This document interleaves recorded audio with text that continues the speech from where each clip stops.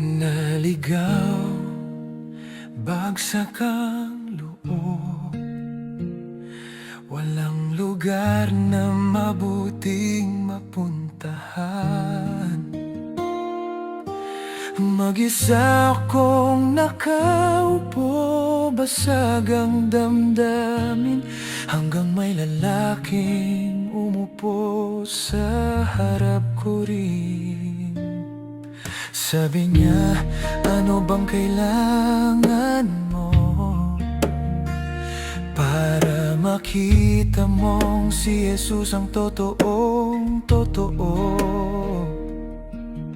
Sagot ko sa kanya, medyo litong-lito. Ang tanging hanap ko, makita ang pruweba nito. May nakilala akong pastor sa cafe. Tinuro niya ang mas mabuting daan sa buhay ko, pare.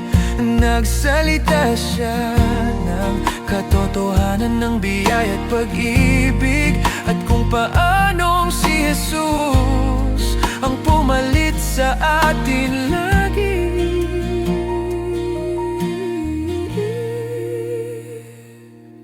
Sabi niya, may landas na tama, at sa liwanag ni Jesus doon ka tatama. Iwan mo ang nakaraan, magsimula kang muli. Tinatawag pa rin ng Diyos ang pusong durog at hapdi. May nakilala akong pastor sa cafe. Tinuro niya ang mas mabuting daan sa buhay ko, pare.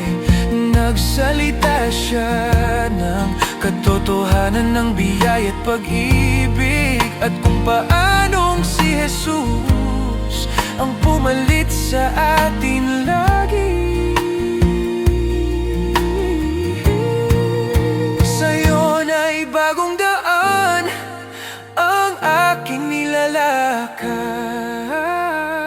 dahil binigay ng Diyos ang buhay ni Jesus para ipangbayad sa mga kasalanan natin. Tayo ay naligtas, pagmamahal mo sa amin na walang wakas. Dito sa Jesus the Redeemer, pinakilala mo mga bago ko, kapatid na nagpakita ng pagmamahal ng katulad mo. Ngayon alam ko na tunay ka, Panginoon, at maraming salamat po sa iyong pag-ugnay ng isang pastor na nakilala ko sa isang cafe.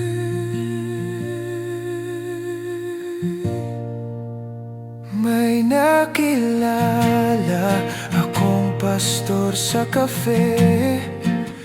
Tinuro niya ang mas mabuting daan sa buhay ko, pare. Nagsalita siya ng katotohanan ng biyaya at pag-ibig, at kung paanong si Jesus ang pumalit sa atin lagi.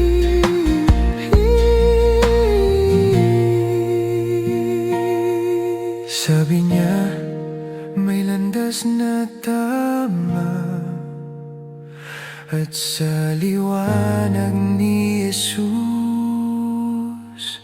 doon ka tatama.